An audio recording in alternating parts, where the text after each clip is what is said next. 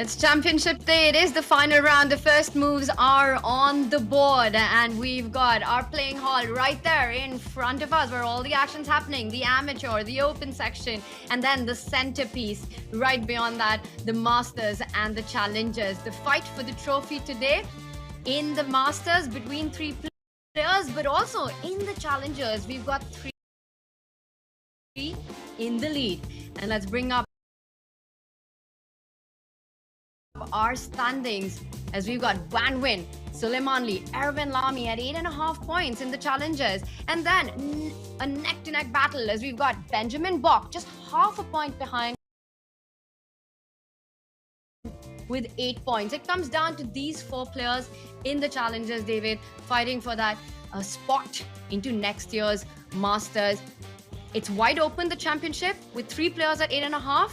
And these are the pairings. What stands out to you, and who are you expecting to go the distance? Ooh, this is a tough one to call. We look at the Masters, we see, okay, most likely it's a two-horse race. This one, literally four players could emerge triumphant. They could even win alone if results fall in their direction. To me, though, it is actually the game between Benjamin Bok and Tai Van Wen.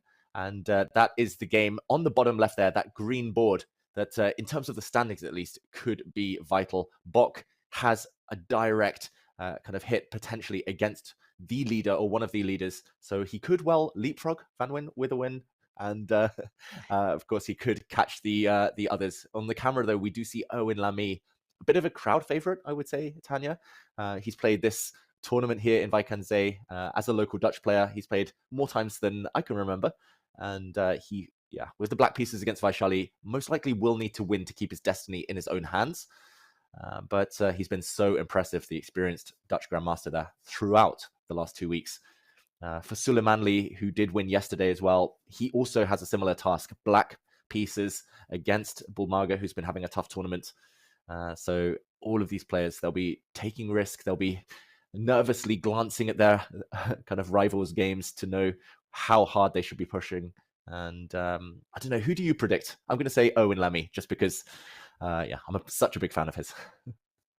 Lamy is a great guy, and I think there are a few people in the chess world. I can't think of any. I think everyone's rooting and supporting him, but we all also know that we love a good fight at the end with three players at the top. It is anyone's championship. For Suleimanli, it's been a very similar journey as Praggnanandhaa in the Masters, where he's had three back-to-back wins to join the leaders to go into this final round. And yesterday was an absolute roller coaster for him until that very last moment where, in fact, things could have completely turned around. He's playing against Bulmaga, and I think for Lamy and Suleimanli, there might be this feeling that at least on paper, they are the favorites, but they're playing with the black pieces. Where Shali, I say that because of the form that she's had over the last few rounds. It's really not gone her way. She had a great start in the challengers with a few back-to-back losses. So she'll have to show some great strength of character to fight this one.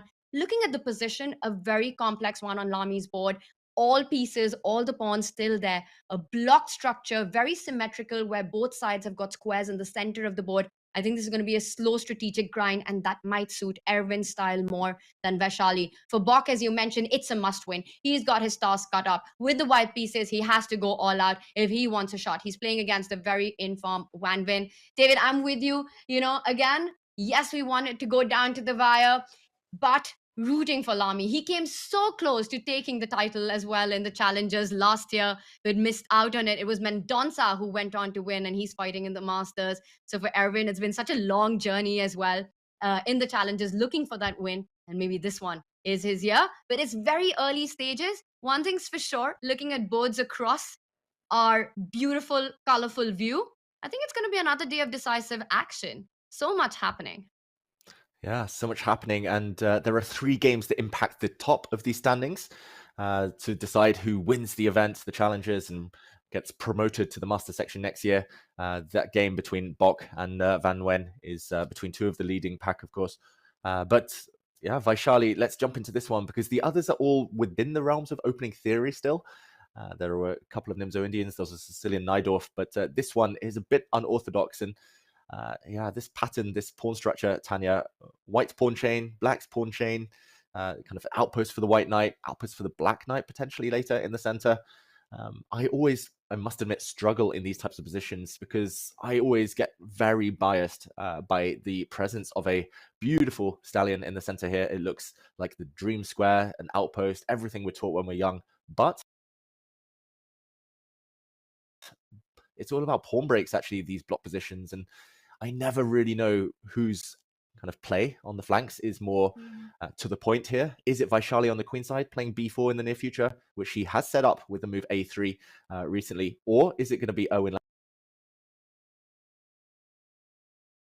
a3 recently? Or is it going to be Owen Lamy with the f5 pawn break, maybe after he castles? I mean, to my eyes, it's just that type of position. Whoever understands it better is going to go on and win. And speaking of pawn breaks, the one that's closer to the king always feels slightly more terrifying. For Vaishali to go for this b4 idea on the queen side, creating weaknesses, it feels more long term. But if Erwin's able to get f5 in, line up that rook on the f line, bring that bishop to g4, and put pressure on that f3 knight, the knight on g6 also beautifully placed, eyeing that h4 square, David. Things can get very tricky for white quite early on in this game.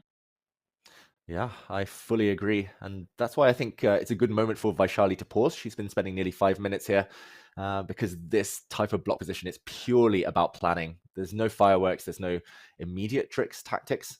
I mean, maybe she's thinking of something radical like h4, I don't know, pawn sacrifice. But yeah, barring that, it's just about where you put your pieces, how you react to the incoming pawn break that, I mean, Owen definitely has on his mind. And yeah, I mean, this one, it feels like it's going to build and build for the next half dozen moves, and then it's just going to explode. So definitely deceptive, this type of pawn structure. And I think a very good choice. That was my main point. A very good choice from Owen Lamy. We do see b4, as predicted, on the board from Vaishali. But yeah, Owen choosing an opening which will give him chances, which will keep nearly all of the pieces on the board if he wants for the near future. And just like we see in the Masters section, Tanya, sometimes just having those options, that flexibility for later, that's enough to keep the players happy, and they'll make their decisions according to how the chips fall on the other boards. As Owen returns to his chair. And okay, what are your predictions here? Is Owen going to take the win that he needs, or Vaishali, will she recover from this tough patch of form she's in? It's going to be a long game, and I think Erwin will keep chances alive and keep playing on without perhaps taking too much risk in a position. But if the opportunity comes to create those kind of imbalances, he will be up for it. But I will tell you one thing about Vaishali. She's an absolute fighter. We saw her do that incredible comeback in the women's candidates as well, where after a rough patch, she had 5 back-to-back victories at the end of the tournament, and that was a fantastic performance by her. So this final round, and what she's shown in this last move before, right? Also very instructive. She doesn't take the time out or the slow approach of going short side castle, the hand move that so many of us would play, falling into the idea of black's break on the king side. She knows time is of the essence because black does have the king side break. She wants to put that bishop on b2, target the c5 pawn, and immediately start putting pressure on that central e5 pawn, just not giving Erwin enough time to get his plan in place. Yeah, chess is such a game about time, essentially, and often just playing the right idea in the wrong order can change everything. So she's deciding not to rush and commit her king, especially when the center's blocked. A good tip for everyone at home. Kind of having these commitment issues can be a good thing, not kind of showing your opponent exactly where you want to go, because then Owen can't really start the attack until she kind of shows her intentions. It's a bit of a waiting game here. Bishop to b2 incoming. Definitely one that will liven up a bit later, and probably a game that we will check back in on later on during this final round, this key round 13, as Owen castles, the most natural move in the position. Yeah, I think we'll keep an eye on the challenges, Tanya, but the Masters, that is where we will be focusing. And there is action happening. Look at this. We talked about b4 on Vaishali's board, but b4 has also happened on another board. That is the left board there on our screens. Gukesh going for it against Arjun Erigaisi. He does not want to play it safe. He does not care about being solid in this final round. It's fascinating because you put this position, you take away the names of the players, and you'd almost feel that Arjun's playing with the white pieces, right? b4, just really going for it, David. And it comes with a pawn sacrifice. Knight takes pawn, it's a free pawn, but it's a very scary one to take because you open up the b line, the bishop on g2 beautifully lined up, the rook coming to b1. b7 being tender, I think you'll need guts and bravery to grab that bait. And I know Arjun has tons of that, but even for a player like Arjun, knight takes pawn would be an absolute shocker. For Gukesh, b5 coming in next. I'm trying to understand, how does Arjun strike before White is able to create these chances? And very often in these positions, the one trade that Arjun really wants to get in is the light square bishops off the board.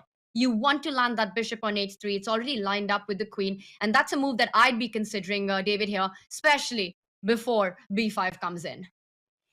Yeah, we will jump into this game. We saw the 2 split. Of course, Praggnanandhaa will have half an eye on this board as well, but his game is proceeding along more kind of traditional lines. So this one, I think this is where the attention has to be for now, Tanya. And yeah, b4, as you mentioned, all of those ideas, especially on the b file, especially yeah, towards the b7 pawn on this long diagonal. It feels like Gukesh wants to get the action going, but Arjun has allowed him to go for this type of position. And also look at the clock.